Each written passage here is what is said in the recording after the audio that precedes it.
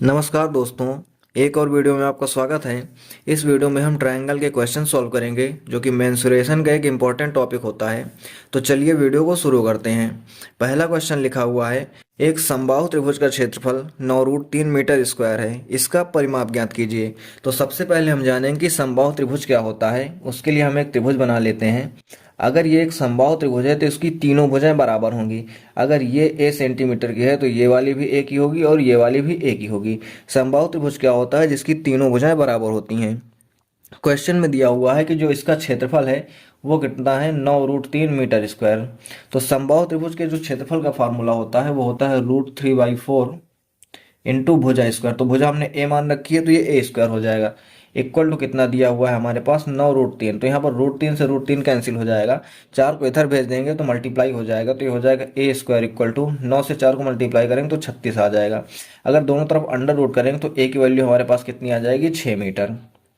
Question में हमसे पूछा गया कि इसका परिमाप क्या होगा। तो परिमाप का मतलब होता है सभी भुजाओं का योग। तो अगर हम तीनों को ऐड कर लेंगे तो हमारे पास आ जाएगा 3a। यहाँ पर a की वैल्यू पुट करेंगे 3 इंटू 6, तो हमारे पास पेरीमीटर कितना आ जाएगा, 18 मीटर का। और यही हमारे क्वेश्चन का आंसर हो जाएगा। दूसरा क्वेश्चन लिखा हुआ है, एक समकोण त्रिभुज का परिमाप क्या है जिसकी भुजाएं 90 डिग्री बनाते हुए 20√3 और 15√3 सेंटीमीटर हैं। तो ये हमने एक समकोण त्रिभुज बना लिया है। समकोण त्रिभुज क्या होता है, जिसका कोई एक कोण 90 अंश का होता है। इसकी दो भुजाएं दी हुई है, एक 15√3 सेंटीमीटर की और एक 20√3 सेंटीमीटर की।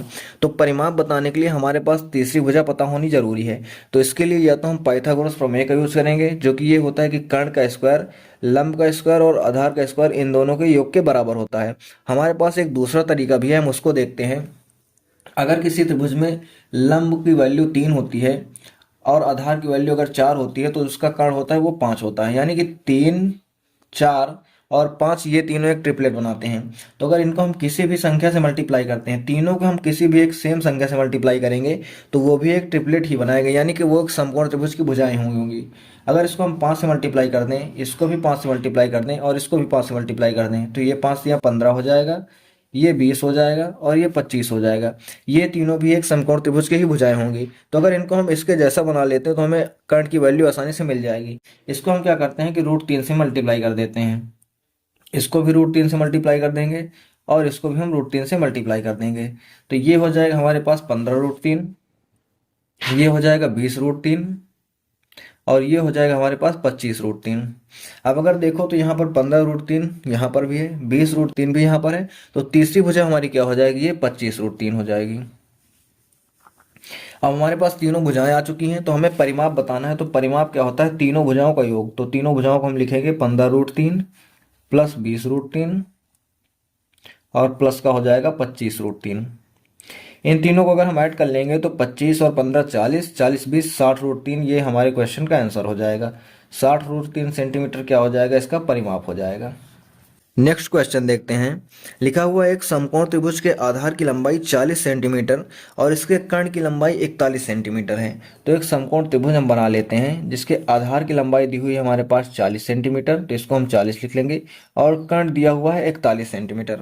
आगे लिखा हुआ है कि इसका क्षेत्रफल और परिमाप बताइए। तो क्षेत्रफल और परिमाप दोनों ही बताने के लिए हमारे पास इसके लंब की लंबाई होना जरूरी है। परपेंडिकुलर के बारे में हमें जानना जरूरी है। तो इसको निकालने के लिए हम पाइथागोरस प्रमेय का यूज करेंगे। पाइथागोरस प्रमेय क्या कहता है कि जो कर्ण का स्क्वायर होता है, इसको हम 41 लिखेंगे, 41 का स्क्वायर ये बराबर होता है, इसको हम अगर x मान लेते हैं तो इन दोनों के स्क्वायर के योग के बराबर होता है, यानी कि x स्क्वायर और प्लस 40 का स्क्वायर। तो यहाँ से अगर हमें x की वैल्यू निकालनी है तो ये क्या हो जाएगा, 41 का स्क्वायर और माइनस 40 का स्क्वायर। इसको हम लिखेंगे तो ये बन जाएगा a square minus b square का फार्मूला। एक बार इसको हम जोड़ देंगे, यानी कि a प्लस बी होता है और दूसरे ब्रैकेट में होता है a माइनस बी, तो हो जाएगा 41 माइनस का 40। यहाँ पर अगर हम x की वैल्यू निकालेंगे तो इधर अंडर रूट लग जाएगा। ये 41 प्लस 40 करेंगे तो 81 हो जाएगा, इंटू यहाँ पर क्या हो जाएगा 1। 81 का अंडर रूट निकालेंगे तो x की वैल्यू हमारी कितनी आ जाएगी, 9। यानी कि ये भुजा हमारी कितनी हो जाएगी, तो ये हो जाएगी 9 सेंटीमीटर की। अब हमें इसका क्षेत्रफल बताना है। तो क्षेत्रफल का फार्मूला क्या होता है त्रिभुज के, 1/2 इंटू आधार इंटू ऊंचाई, ये होता है क्षेत्रफल का फार्मूला। 2 से इसको काट देंगे तो 20 बार में जाएगा और इसको मल्टीप्लाई करेंगे तो 9 दूनी 18 यानी कि 180 सेंटीमीटर स्क्वायर ये इसका क्षेत्रफल हो जाएगा।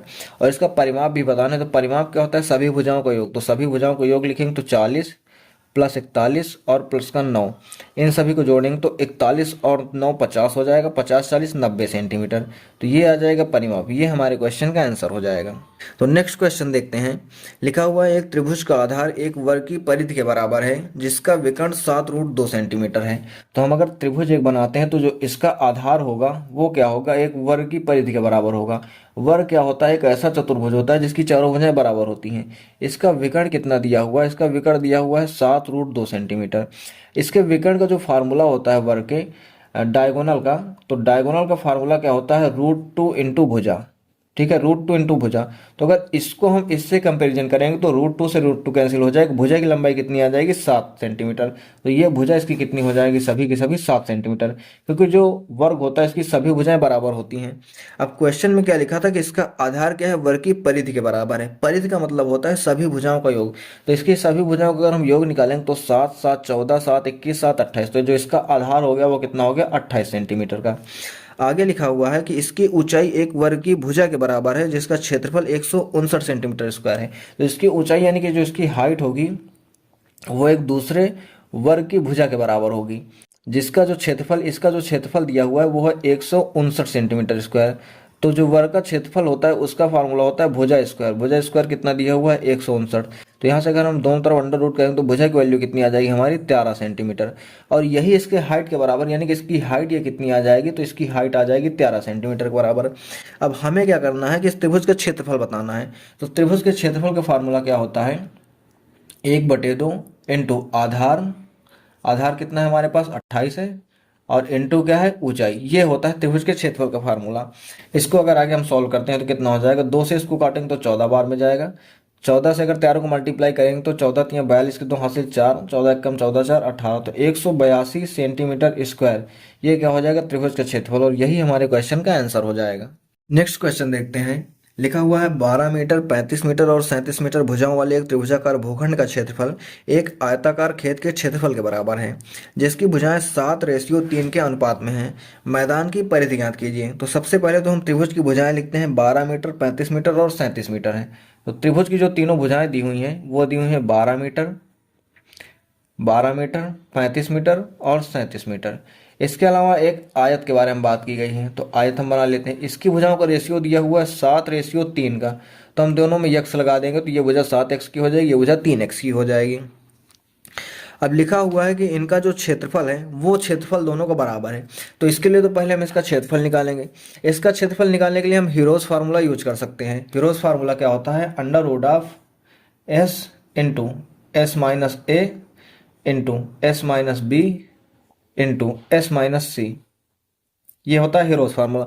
यहाँ पर यस क्या होता है, अर्ध परिमाप। अर्ध परिमाप का मतलब क्या हो जाता है, तीनों भुजाओं का योग a plus b plus c by 2। लेकिन अगर ये फार्मूला हम यूज करेंगे तो हमें काफ़ी ज़्यादा टाइम देना पड़ेगा। अगर हम इसको शॉर्ट में करना चाहते हैं तो हम एक काम कर सकते हैं, हम ये पता कर लें कि क्या ये एक समकोण त्रिभुज है, क्योंकि समकोण त्रिभुज का जो हमें क्षेत्रफल निकालना होता है वो काफ़ी ज़्यादा आसान हो जाता है। तो समकोण त्रिभुज का क्षेत्रफल निकालने के लिए हम कैसे पता करेंगे कि जो सबसे बड़ी भुजा है उसके स्क्वायर से किसी दूसरे के स्क्वायर को हम माइनस कर देंगे और वो तीसरे के बराबर आ जाना चाहिए। तो यहाँ पर अगर हम इसको चेक करते हैं तो 37 स्क्वायर से हम 35 के स्क्वायर को माइनस करते हैं। अगर हम 37 के स्क्वायर से 35 के स्क्वायर को माइनस कर देते हैं तो देखते हैं कि कितना आता है। ये क्या हो जाएगा, a स्क्वायर माइनस का b स्क्वायर। ये बेसिकली हम पाइथागोरस प्रमेय का यूज कर रहे हैं।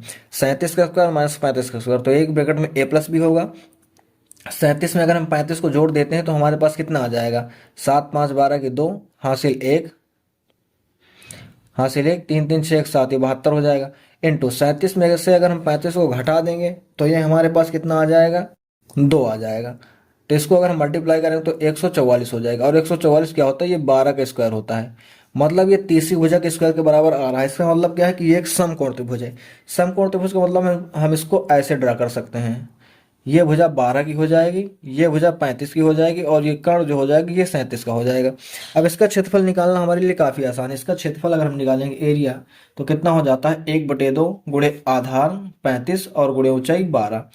अब क्वेश्चन में दिया हुआ है कि जो इसका क्षेत्रफल है वो आयत के क्षेत्रफल के बराबर है। तो आयत का क्षेत्रफल क्या होता है, लंबाई गुणे चौड़ाई। लंबाई गुणे चौड़ाई मतलब 7x इंटू का 3x।